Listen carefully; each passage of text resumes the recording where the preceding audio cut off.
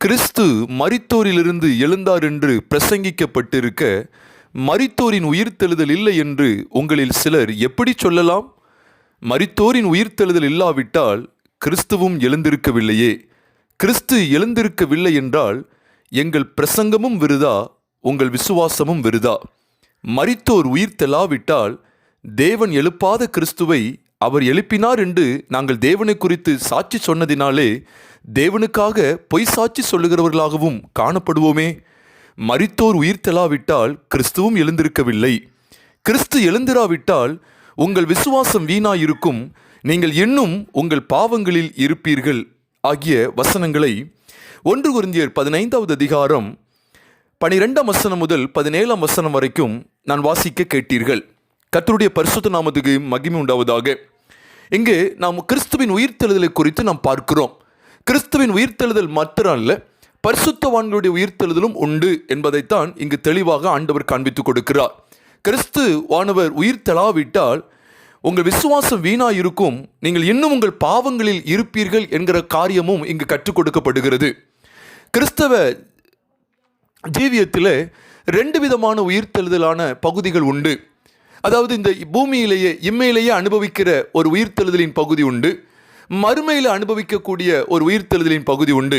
அதை தான் கொஞ்சம் சற்று ஆழமாக உங்களோடு நான் பகிர்ந்து கொள்ள வாஞ்சிக்கிறேன். சிலர் சொல்லுவாங்க, மரித்ததுக்கு பிற்பாடு நமக்கு உயிர்த்தெழுதல் உண்டு, கிறிஸ்துவானவர் வருவார், நம்முடைய சரீரங்களை உயிர்ப்பிப்பார் என்றெல்லாம் சிலர் சொல்லுகிறது உண்டு, அநேகர் நம்புகிறது உண்டு. நான் அதை நம்பவில்லை என்று நான் சொல்லவில்லை. அதுவும் ஒரு வகையான உயிர்த்தெழுதல். ஆனால் அந்த மகிமையான உயிர்த்தெழுதலுக்குள்ளே நாம் பங்கடைய வேண்டும் என்றால் இந்த பூமியிலே நமக்கு ஒரு உயிர்த்தெழுதல் உண்டு.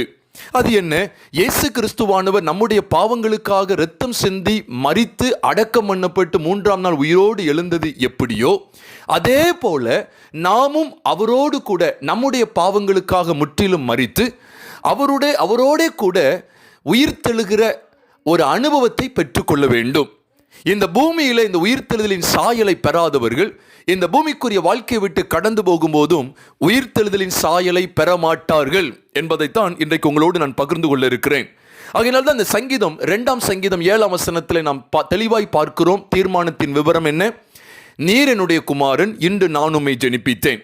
இந்த சத்தியத்தை தான் உயிர்த்தெழுதலுக்கு அடையாளமாய், கிறிஸ்துவின் உயிர்த்தெழுதல் பரிசுத்தவானுடைய உயிர்த்தெழுதலுக்கு அடையாளமாக அப்போஸ்தல நடவடிக்கைகள் 13வது அதிகாரம் 30வது வசனத்துக்கு மேற்பட்ட வசனங்களை நாம் பார்க்கும்போது வேதம் தெளிவாய் கற்றுக் கொடுக்கிறது.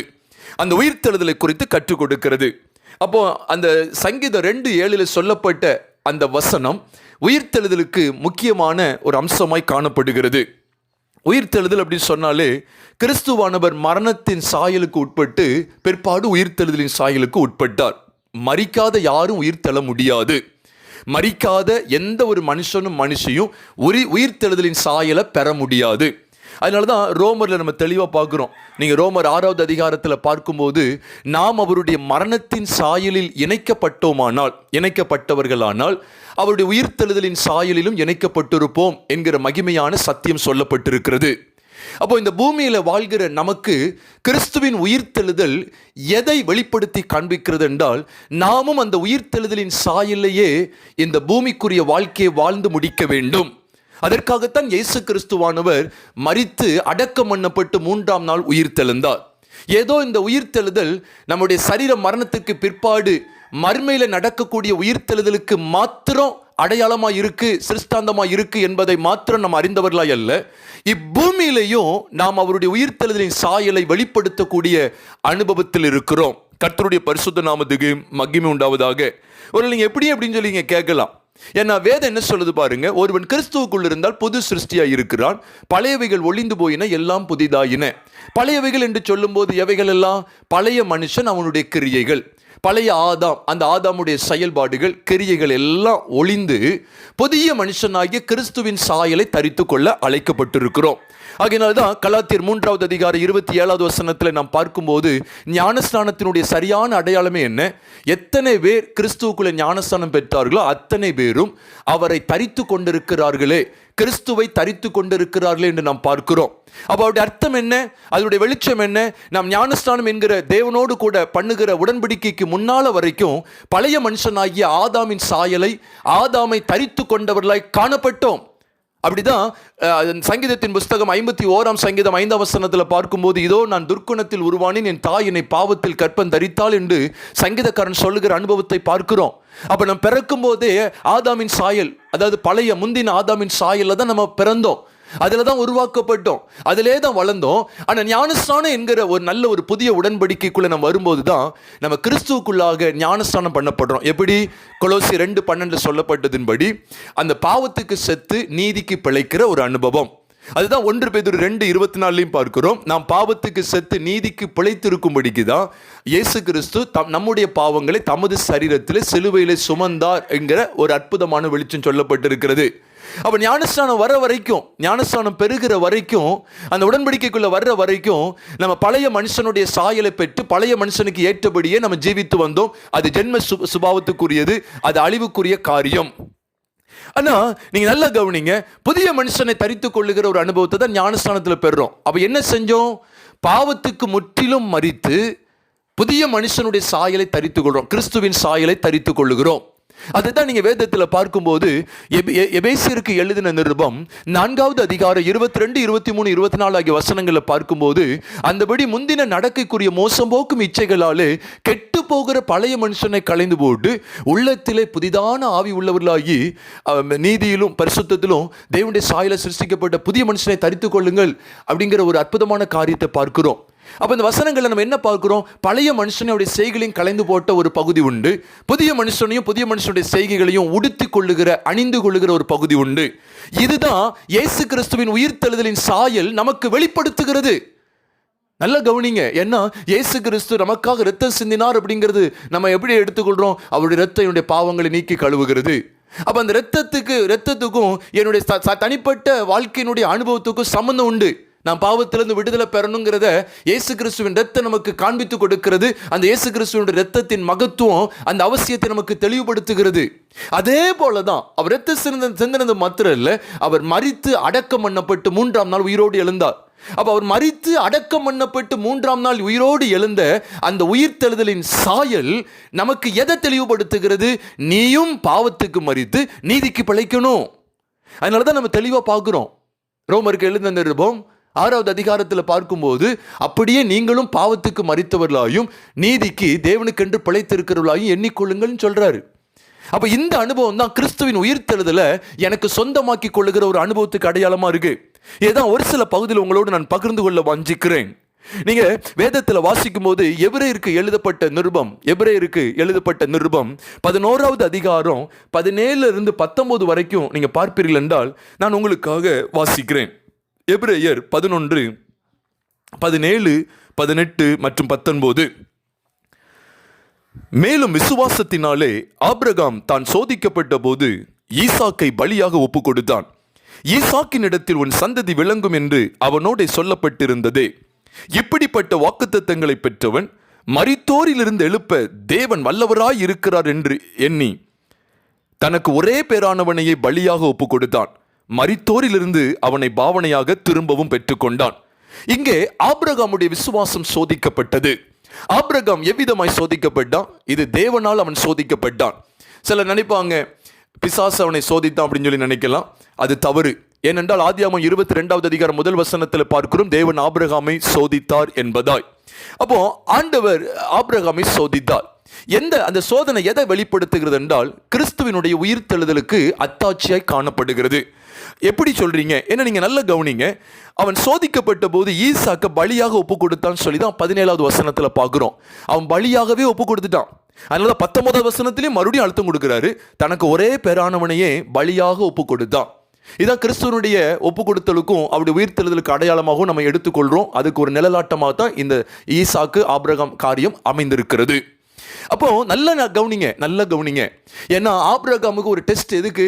அவன் தேவன் அதிகமாக நேசிக்கிறானா இல்லை ஈசாக்கு தன்னுடைய பிள்ளையை தான் நேசிக்கிறானா? உலகத்துக்குரிய சம்பந்தம், உலகத்துக்குரிய ஆசாபாசங்கள், உலகத்துக்குரிய உறவு சம்பந்தங்கள் அவன் பிரியமா இருக்கிறானா, தேவனுக்கு அடுத்த காரியங்களை பிரியமா இருக்கிறானா என்பதுதான் இங்க ஒரு சோதனை.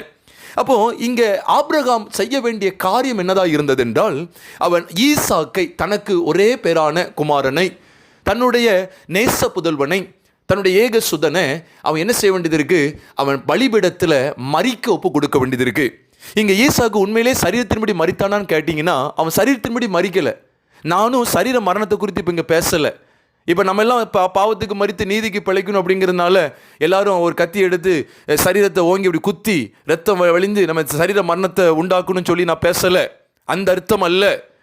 ஆவிக்குரிய ரீதியில் நாம் பாவத்துக்கு மரித்தவர்களாக நம்ம எண்ணிக்கொள்ளணும். அதுதான் கிறிஸ்துவின் மரணம் நமக்கு வெளிப்படுத்துகிறது. அதுதான் இங்கே நம்ம தெளிவாக பார்க்குறோம். இங்கே ஈசாக்க பலியாகவே ஒப்பு கொடுத்துட்டான். அவன் மரித்தது உண்மையா? ஆமாம், அவன் பலியாக தான் ஒப்பு கொடுத்தான். சரீரத்தின்படி மரணம் இல்லை. அதோடைய ஒப்பனை என்ன? அவன் எவ்வளோலாம் ஆசை வச்சுருந்தானோ உலகத்துக்குரிய அந்த பந்தங்கள், உறவுகள், அந்த அன்பு, நேசம் எல்லாத்தையும் கொலை செய்கிறான் பாருங்க. எல்லாத்தையும் பலியாக ஒப்பு கொடுக்குறான். இன்னைக்கு நமக்கு பாருங்க, நிறைய ஈசாக்கள் நமக்குள்ளே கிடக்குறாங்க. சிலருக்கு ஆண்ட்ராய்டு மொபைல் தான் ஈசாக்கு, சிலருக்கு பாருங்க வரதட்சணை தான் ஈசாக்கு, சிலருக்கு நகைக்கு மேலே நகை, பணத்துக்கு மேலே பணம், தொழிலுக்கு மேலே தொழில், கட்டடத்துக்கு மேலே கட்டடம், இடத்துக்கு மேலே இடம். இதுதான் உங்களுக்கு ஈசாக்கா இருப்பாங்க. ஆண்டு சொல்றா, அது எல்லாத்தையும் விட்டுடு. பண ஆசைக்கு நீ மரித்திருக்கிறாயா? நகாசைக்கு நீ மரித்திருக்கிறாயா? ஜாதி வெறிக்கு நீ மரித்திருக்கிறாயா? இதை எல்லாத்துக்கும் நம்ம மரித்து கிறிஸ்துக்குள்ள ஒரு புதிய சாயலை பெற்றிருக்கணும். அதுதான் இங்கே பார்க்குறோம். உண்மையிலே ஈசாக்கு அவன் மரணத்துக்கு ஒப்பு கொடுத்தான். ஏன்னா 19வது வசனத்தில் நம்ம பார்க்குறோம், தனக்கு ஒரே பேரானவனையே பலியாக ஒப்பு கொடுத்தான். மரித்தோரிலிருந்து அவனை பாவனையாக திரும்ப பெற்றுக்கொண்டானா. எங்கிருந்து அவனை பெற்றுக்கொண்டானா? சும்மா பலிபீடத்திலிருந்து பெற்றுக்கொண்டான்னு சொல்லி ஆதியாகமம் 22 அதிகாரம் 13-14 நம்ம பார்க்குறோம்னு நினச்சிடக்கூடாது. இங்கே தெளிவாக சொல்லியிருக்கு, மரித்தோரிலிருந்து அவனை பெற்றுக்கொள்கிறான், பாவனையாக பெற்றுக்கொள்கிறான். அப்ப மரித்தோரிலிருந்து எழுப்பப்படுற ஒரு அனுபவம், இங்க ஒரு உயிர்த்தெழுதலின் அனுபவம் இருந்துச்சு. அதனாலதான் ஆண்டவர் சொல்றார், இப்போது ஆபிரகாமே, இப்போது நான் உன்னை அறிஞ்சிட்டேன். நீ தேவனுக்கு பயப்படுறவனுங்கிறத அறிஞ்சிட்டேன், தேவனுடைய சொற்படி செய்கிறவன் என்பதை நான் அறிஞ்சிட்டேன்னு சொல்றாரு. அப்ப எதுலதான் நம்முடைய கீழ்ப்படிதலின் காரியம் தேவனால் அறியப்படுகிறது என்றால், சும்மா வாயின் வார்த்தையில் அல்ல, சும்மா அப்படி தீர்மானிக்கிறதுல அல்ல, நம்முடைய வாழ்க்கை நடைமுறையில். அப்போ ஆபிரகாம் என்ன செஞ்சான்? பழைய அந்த ஈசாக்கின் சாயலை கொலை செய்து, அதை அடக்கம் செய்து, அதை மரணத்துக்கு ஒப்பு கொடுத்து புதிய ஈசாக்கின் சாயலை தான் அங்கே பெறுறான். அப்போ இது மரித்தோரின் உயிர்த்தெழுதலுக்கு அடையாளமாக இருக்கிறது. அதுதான் நம்ம கிறிஸ்துவின் உயிர்த்தெழுதலுக்கு அடையாளமாக நாம் பார்க்கிறோம். அப்போ நாமும் பிரியமானவர்களே, பாவத்துக்கு செத்து நீதிக்கு பிழைத்திருக்கிறோம் என்கிற சிந்தையோடு கூட வாழணும். அதுக்காக தான் இயேசு கிறிஸ்து சிலுவையில் நம்முடைய பாவங்களை சுமந்தார். இன்னைக்கு சிலுவை குறித்து என்ன பிரசங்கங்கள் கேவலமாக இருக்கு. உனக்கு கார் தர்றதுக்காக இயேசு சிலுவையில் மரித்தா, உனக்கு பங்களா தர்றதுக்காக, நகை தர்றதுக்காக எங்கெங்க அப்போஸ்தலர்கள் அறிவித்தாங்க. நரகத்தில் உள்ள பிரசங்கங்கள் எல்லாம் இங்க பண்ணிக்கிட்டு இருக்கிறாங்களே, வேதனையா இருக்கிறது. சத்தியத்தை தெளிவாக அறிந்து கொள்ளுங்க. மரித்தோரின் உயிர்த்தெழுதல் எதற்கு அடையாளமாக இருக்கிறது? நீயும் நானும் இந்த உலகத்தில் பெரிய ஐஸ்வர்யம் வாழ்வதற்காக அல்ல, பாவத்துக்கு முற்றிலும் மரித்து பரிசுத்தத்துக்கு பிழைப்பதற்காக, உலகத்துக்கு முற்றிலும் மரித்து தேவனுக்கென்று பிழைத்திருப்பதற்காக. அப்போஸ்தலன் பவுல் சொல்றார் பாருங்க, கலாத்தியர் 2வது அதிகாரம் 20வது வசனத்துல, கிறிஸ்துவுடனே கூட சிலுவையில் அறையப்பட்டேன், ஆயினும் பிழைத்திருக்கிறேன், நான் அல்ல கிறிஸ்துவே என்னில் பிழைத்திருக்கிறார். இதுதான் உயிர்த்தெழுதலின் சாட்சி. நீ உலகத்தை தேடுறதுக்காக கிறிஸ்துவின் சிலுவை அநேக இடங்களில் பிரசங்கிக்கப்படுகிறது. வேதத்தை நல்ல கவனிங்க. கொலோசியர் 3வது அதிகாரம் முதல் 2-3 வசனங்களை வாசித்து பாருங்க. கொலோசியர் 3வது அதிகாரம் முதல் 3 வசனங்களை வாசித்தா, நீங்கள் கிறிஸ்துவுடனே கூட எழுந்ததுண்டானால் கிறிஸ்து தேவனுடைய வலது பரிசத்தில் வீற்றிருக்கிற அந்த மேலானவைகளை தான் தேடணுமா? அப்படி உண்மையாகவே கிறிஸ்துவின் உயிர்த்தெழுதலில் பங்குள்ளவளாய் இருப்பாய் என்றால், அந்த உயிர்த்தெழுதலின் சாயலின்படி நீ பிழைத்திருக்கிறாய் என்கிறது நிச்சயம் என்றால், நீ பூமிக்குரியவைகளை தேட மாட்டாய், நீ பூமிக்குரியவைகளை நாட மாட்டாய். அது பிசாசுக்கு அடுத்தது. இயேசுவை உலகத்தை நாடினாரா? அது அப்போஸ்தலர்கள் உலகத்தை நாடினாங்களா? அப்ப என்ன இந்த நாட்கள்ல எழும்பி விட்ட இந்த நூதனமான உபதேசங்கள் தான் என்ன? இது பாதாளத்திலிருந்து வந்த உபதேசங்கள் அல்லவா? உலகத்தை நாடணும், உலகத்தை தேடணும். உலகத்தாருக்கும் தேவனுடைய பிள்ளைகளுக்கும் வித்தியாசம் இல்லையோ? இதுவா கிறிஸ்துவின் உயிர்த்தெழுதலின் அனுபவம் நமக்கு கற்றுக் கொடுக்கிற காரியம்? பாவத்துக்கு நீ மரித்து விட்டாயா? இன்னைக்கு என்னவென்றால், பாவத்தில் மரிக்கிறதுக்கு கற்றுக் கொடுக்குறாங்க பாருங்க. நான் பாவத்துக்கு மரிக்கிறது குறித்து பேசுறேன்.